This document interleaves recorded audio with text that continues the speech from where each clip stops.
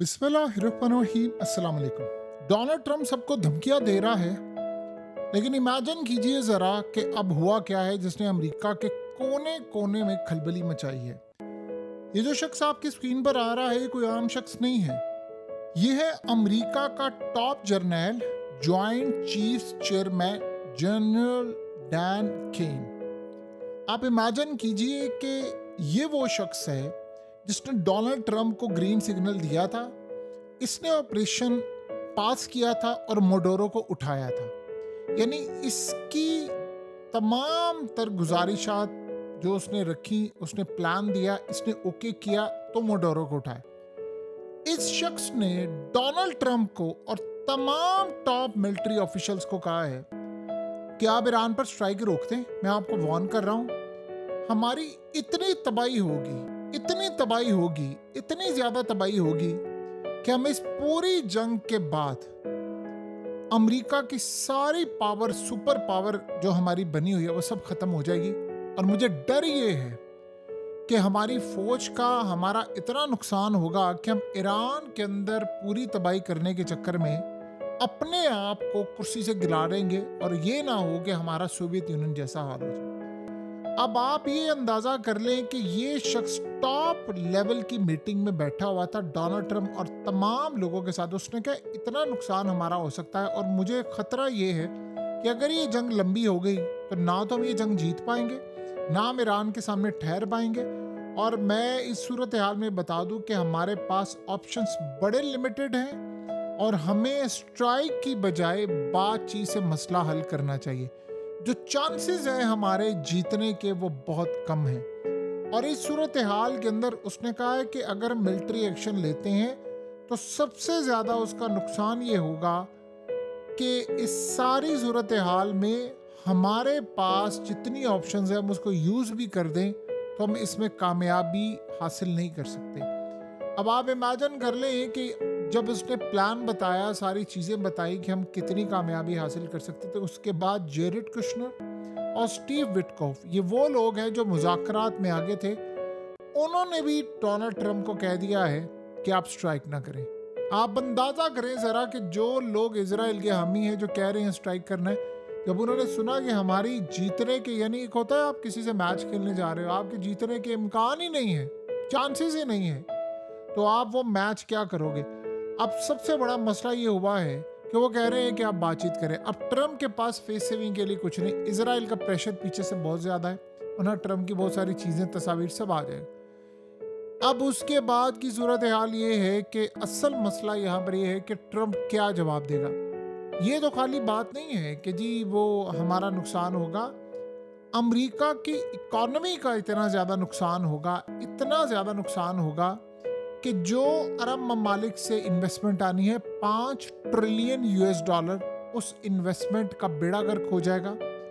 और यहाँ से इन्वेस्टर निकल कर वो चाइना की मार्केट में चले जाएंगे और जिन इन्वेस्टर्स ने अमेरिका की यानी बॉन्ड्स और ट्रेजरी बॉन्ड्स जितने भी हैं वो होल्ड करके रखे हैं वो बेच देंगे और वो उसकी बजाय सेफ हेवन की तरफ चले जाएंगे, यानी वो किसी और जगह चले जाएंगे। अमेरिका की स्टॉक मार्केट इतनी बुरी तरह क्रैश होगी कि उसको सरवाइव करवाना शायद हमारे अगले 10-20 साल में नामुमकिन हो जाएगा। अब ये जो सारी सूरत हाल है कि जॉबलेस मुल्क हो जाएगा, इन्वेस्टमेंट रुक जाएगी, सप्लाई चेन, तेल की कीमतें, और सबसे ज़्यादा जो ख़तरनाक सूरत हाल है वो अमेरिका के अपने अंदर अवाम सड़कों पर निकल आएगी, जितनी तबाही होगी, क्योंकि तेल की कीमतें ऊपर जानी है, फ्लाइट्स कैंसिल होनी है, साइबर हमले होने हैं। इस चक्कर के अंदर अब ये कहा जा रहा है, इस शख्स ने बड़ा क्लियरली ट्रंप को बता दिया है कि आप ये जंग ना करें और हमें बहुत ज़्यादा में बैठकर बातचीत से मसला हल करना चाहिए।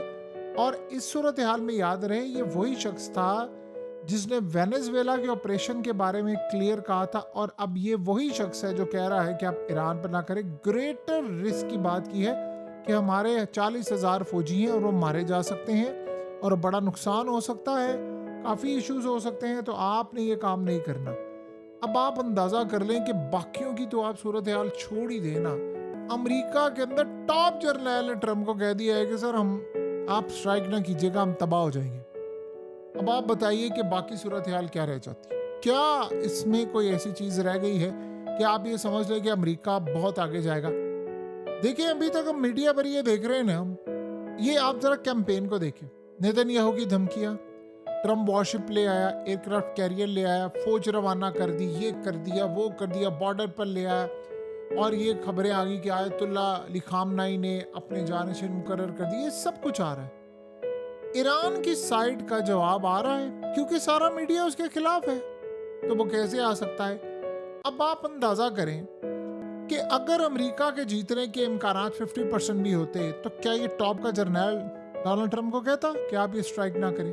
उनको पता है क्या होने के लिए जा रहा है हमारे साथ। यानी आप अंदाजा नहीं कर सकते कि अमेरिकी फौजियों का, आपको पता है कि जो एयरक्राफ्ट कैरियर है इसमें एक अजीबोगरीब सूरत हाल है कि तकरीबन 40 के करीब यहाँ पर मेंबर्स हैं, यानी फौज के लोग हैं, यहाँ पर पूरा स्टाफ है, फैमिली मेंबर से लेकर पकाने वालों से लेकर ये बहरी बेड़े पर जो एयरक्राफ्ट कैरियर है 40 लोग।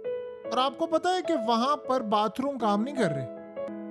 उन्होंने कहा बाथरूम के इश्यूज खड़े हो गए हैं कि अगर किसी शख्स ने वॉशरूम जाना है तो उसको 45 मिनट क्यू में लगना पड़ता है। 40 लोग हैं और बाथरूम कम है, बाथरूम काम नहीं कर रहे, तो वो लाइनों में लगे रहते हैं। यानी अगर किसी ने बाथरूम जाना है तो आप 45 मिनट लगाएंगे, फिर आप वॉशरूम जा सकते हैं। तो आप अंदाजा कर ले कि ये सूरत हाल है इस वक्त। और सबसे बड़ा मसला ये है कि 40 लोग हैं, एक वहां से मिसाइल आकर गिरता है, डिफेंस सिस्टम आपके पास नहीं है, हाइपरसोनिक वो मिसाइल है, वो तबाह कर देगा इसको। 2 साल अगर छोटा सा भी नुकसान हो जाए 2 साल तो रिपेयर में लग जाएंगे।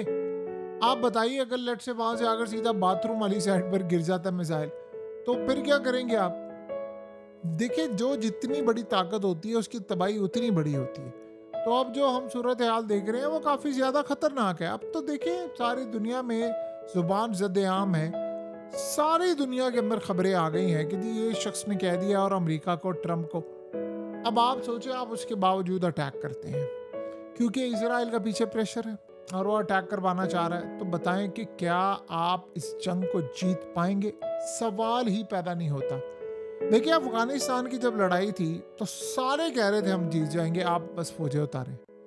आप अंदाजा कर लें कि उसके बाद वेनेजुएला के मामले पर इनको ज्यादा पता था। उसकी रीजन क्या है? वहां पर आर्मी चीफ बिक गया था, इंटेलिजेंस चीफ बिक गया था, एयर चीफ बिक गया था, सब बिक गए थे। यहाँ मामला बड़ा डिफरेंट है। यहाँ देखें, ईरान, आपने जब किसी के पास कोई चॉइस नहीं छोड़ी होती ना, तो तब आपके लिए वो बड़ा तबाहकुन हो जाता है। आपको पता है कि जब आप किसी को मारने के लिए जाते हैं और उसके पास कोई बचाव का रास्ता नहीं होता, कोई आपने ऑप्शन ही नहीं छोड़ी होती, बड़ा खतरनाक हो जाता है। वो आपको नहीं छोड़ेगा, वो मारेगा आपको। आप मारने के लिए जा रहे, आप चले यही कहते हैं ना कि हम न्यूक्लियर पर बात करते हैं, आप कह रहे हैं पूरा ईरान तबाह करना है, आप कह रहे हैं हमने कमांडोज ऑपरेशन करना है, आप कह रहे हैं जी हमने फौज उतारनी है, आप कह रहे हैं हमने ये करना है, वो करना है। आप कर सकते हैं? आप बताइए ना कि आप कर सकते हैं या नहीं कर सकते। तो कमांडोज ऑपरेशन करना है, हमने फौज उतारनी है, हमने फलाना करना है, हमने ये काम करना है, हमने वो काम करना है। क्या ये पॉसिबल है? नेवर। आप ये काम कर ही नहीं सकते। अब आप इतना सारा कुछ करें, वेनेजुएला की सूरत हाल डिफरेंट है। ईरान ने पहले दिखाया उन्होंने क्या किया है, उन्होंने करके दिखाया है। उन्होंने आपके साथ जो तबाही की है वो आपने भीख मांग कर उनसे जंग बंद करवाई। अब आप अंदाजा करें कि इस तरह की सूरत हाल खाली ये नहीं है। देखिए, ट्रंप को ये बात तभी समझ आ जानी चाहिए थी जब यमन के साथ इन्होंने लड़ाई की। अब बताएं, अब यमन क्या ताकत है? कुछ भी नहीं है ना। अब उसको हरा क्यों नहीं पाए? आपने क्यों से एग्रीमेंट किया था? क्यों किया था? हिजबुल्लाह से लड़ाई हुई थी ना, आपने सारी क़यादत उनकी मार दी, आप उनसे जंग क्यों नहीं जीत पाए? एक सवाल है, सारे पूछे, आप उनसे जंग क्यों नहीं जीत पाए? आपने उनसे एग्रीमेंट किया ना। तो ये बात आप ज़हन में रखिएगा, ये ताकतें, ये आपकी टेक्नोलॉजी, ये आपको जितवा नहीं सकती हर जगह। ये आप किसी गलत फहमी, आप समझ रहे हैं पूरे का पूरा मुल्क खा जाएंगे, हम ये कर लेंगे, वो कर लेंगे, ऐसा नहीं होता। प्रैक्टिकल दुनिया में इस तरह नहीं होता। आप ये कहें, फिर स्टीव विटकॉफ ने बयान क्यों दिया है कि ट्रंप इतना परेशान है? असल में ट्रंप ने सोचा था मैं इतना कुछ कर लूंगा, बहरी बेड़े रवाना कर दूंगा, मैं ये कर दूंगा, मैं वो कर दूंगा, फौजी अड्डों को हाईलाइट कर दूंगा, ड्रोन्स आ जाएंगे, सब आ जाएंगे, तो ईरान डर के पीछे हटकर डील कर लेगा, मुझे स्ट्राइक नहीं करना पड़ेगा। पता उसको भी है कि हालात कैसे हैं। तो अब आप अंदाज़ा कर लें कि अब एक चीज़ वैसे हो जानी चाहिए, ये लड़ाई हो जानी चाहिए। पता चल जाए अमेरिका को कि वो कितने पानी में, ये जो भरम है ना उसका तो पूरी दुनिया के अंदर ये टूट जाएगा तो शायद दुनिया को सुख का सांस मिल जाएगा। बहरहाल अब देखते हैं कि आने वाले वक्त में क्या होता है। पागलपन की इंतहा तो आप इनसे एक्सपेक्ट कर सकते हैं। कितनी पागलपन की इंतहा एक्सपेक्ट करनी है ये आप अच्छी तरह जानते हैं। ये कुछ भी कर सकते हैं और इवन कि अपनी तबाही के लिए भी कुछ भी कर सकते हैं।